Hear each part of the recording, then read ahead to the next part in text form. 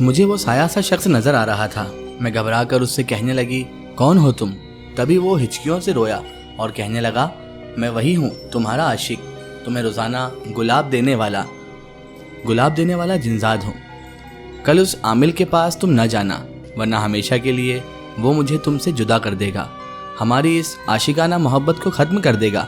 تم بہت اچھی ہو، آؤ میرے پاس۔ میرے لمبے لمبے بال ہوا میں اڑ رہے تھے۔ میں کسی ٹرانس کی کیفیت میں اس کے سامنے کھڑی سی اسے دیکھے جا رہی تھی۔ سمجھ نہیں آ رہا تھا کہ میں اس سے ڈر کیوں نہیں رہی تھی، کیونکہ وہ اتنا بھیانک تھا کہ کوئی بھی اسے دیکھ کر ڈر جائے۔ لیکن میں اس کی بہلانے پھسلانے والی باتوں میں آ گئی۔ اس کے سامنے کھڑی اسے دیکھے جا رہی تھی۔ تبھی وہ آگے ہی آگے جانے لگا۔ میں اس کے پاس مسلسل جانے کی کوشش کرتی، لیکن وہ آگے چلا جا رہا تھا۔ سیڑھیاں چڑھ رہی تھی۔ اچانک ہی اس نے اپنا لمبا ہاتھ بڑھایا اور مجھے دھکا دے کر گرانے کی کوشش کی تھی۔ میں لڑکھڑا کر اس سے پہلے کہ سیڑھیوں پر پھسلتی زمین بوس ہو جاتی، اچانک ہی پیچھے سے کسی نے مجھے تھاما۔ ایک دم سے جیسے میں ہوش میں آئی، میں نے دیکھا میرا شوہر مجھے حیرت سے دیکھتے ہوئے کہنے لگا، مسکان تم یہاں کیسے؟ میں اس کے سینے سے جا لگی اور کہنے لگی، مجھے بچا لو، وہ مجھے سیڑھیوں سے گرا کر مار دیتا۔ میرے ہاتھ پاؤں میں ٹھنڈے پسینے آ رہے تھے۔ خوف سے میں بہت زیادہ ڈر رہی تھی۔ ڈر کے مارے ہاتھ پیر کانپنے لگے تھے۔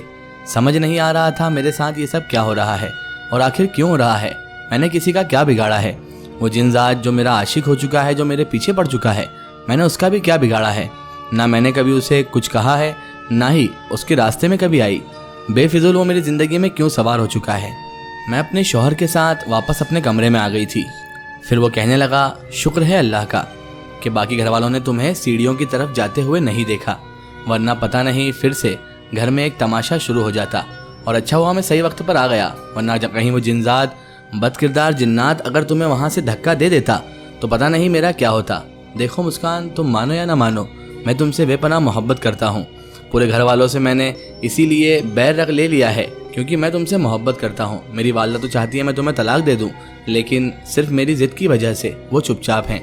میں تم سے محبت کرتا ہوں، لیکن تم مجھے کبھی دھوکہ مت دینا۔ میں نے اپنے شوہر سے کہا کہ میں آپ کو دھوکہ کیسے دے سکتی ہوں، مجھے تو یہ بھی نہیں پتا کہ میرے ساتھ یہ سب کیوں ہو رہا ہے۔ مجھے اپنے شوہر پر ترس بھی آ رہا تھا اور اس کے لیے میرے دل میں محبت بڑھتی جا رہی تھی۔ رات بھر اس کی آغوش میں روتی رہی، لیکن وہ مجھے تسلی دیتے ہوئے کہنے لگا، کل شام کو ہم اس عامل کے پاس جائیں گے، مجھے یقین ہے کہ وہ جلد ہی جلد تمہاری علاج شروع کر دے گا اور تمہاری اس بیماری سے تمہیں نجات بھی دلا دے گا۔ دیکھو تو ہمیں اس پر یقین کرنا ہوگا، وہاں سے ہزاروں لوگوں کو شفا ملی ہے، ہمیں بھی ملے گی۔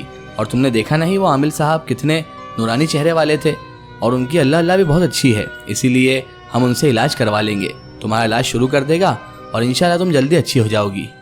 میں امید نا امیدی کی کیفیت میں اب گھری ہوئی تھی، اپنے کمرے میں ہی پڑی رہتی تھی، کیونکہ شوہر کے جانے کے بعد میری ساس بلند آواز سے محلے سے آنے والی عورتوں سے کہا کرتی تھی کہ ہم جلد ہی اپنے اس اثرات والی بہو کو چھوڑنے والے ہیں، میرا بیٹا اس سے بہت جلد طلاق دے کر دوسری شادی کر لے گا۔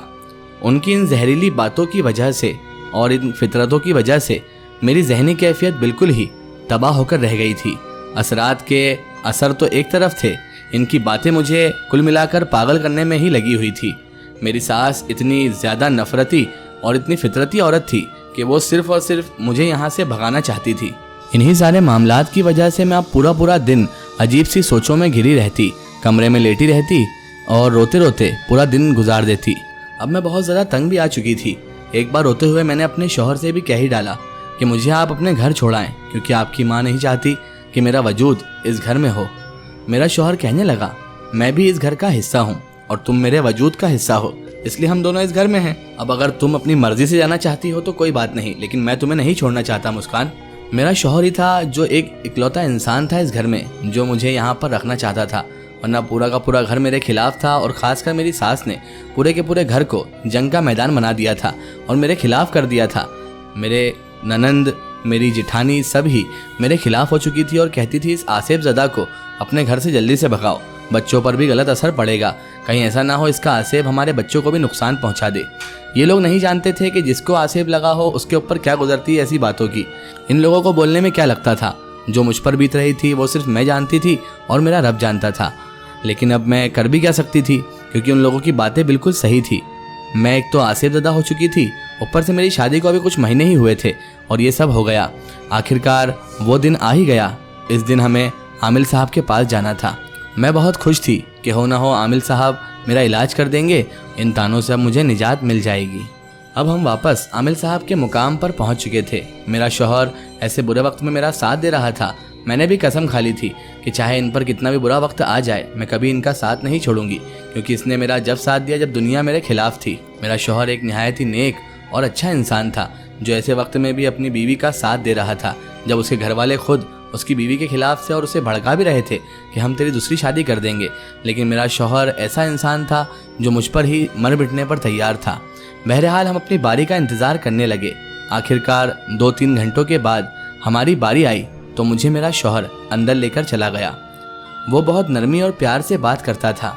फिर मेरे शौहर से आमिल साहब कहने लगे, आज मैं ये जान लूँगा कि आखिर इस लड़की के साथ क्या मामला है, लेकिन तुमने हरगिज़ नहीं घबराना है और ना ही इस लड़की की हालत देखकर इसके पास आने की कोशिश करना। तभी उसने अपनी 2 मुरीदनियों को इशारा किया। वो मेरे आसपास आकर खड़ी हो गई थी।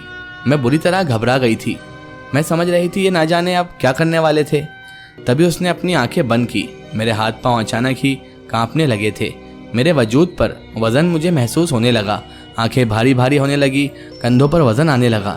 जैसे जैसे वो कुछ पढ़कर दम करते जा रहे थे, मेरा दिल चाह रहा था कि मैं अभी उठकर यहाँ से भाग जाऊँ।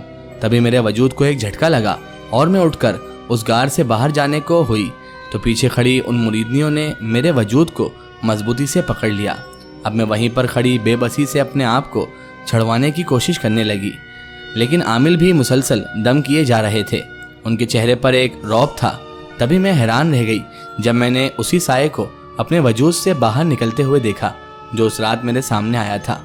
वो बहुत खौफनाक था। गार में बिल्कुल अंधेरा सा छा गया था। मैं ये सब ना देख सकती थी, लेकिन मेरे कानों में वो आवाज़ें आने लगी थी जो आमिल उस जिनजादे से सवाल कर रहा था, क्यों इस बच्ची की नाक में दम कर रखा है तूने?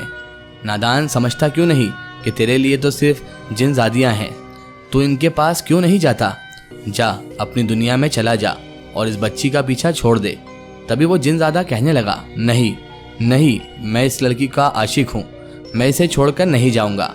ये मुझे बहुत अच्छी लगती है और देखो जो गुलाब इसने खरीदे थे मैं उसी में तो रहता था।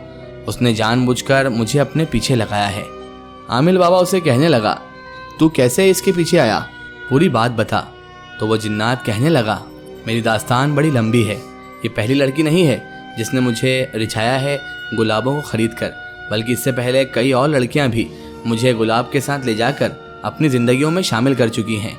आमिल साहब ने कहा, तू अभी इसकी कहानी बता, बातें मत घुमा। फिर वो जिन्नात कहानी बताने लगा। इसका एक ही स्टोरी हम देखेंगे इसके अगले पार्ट में।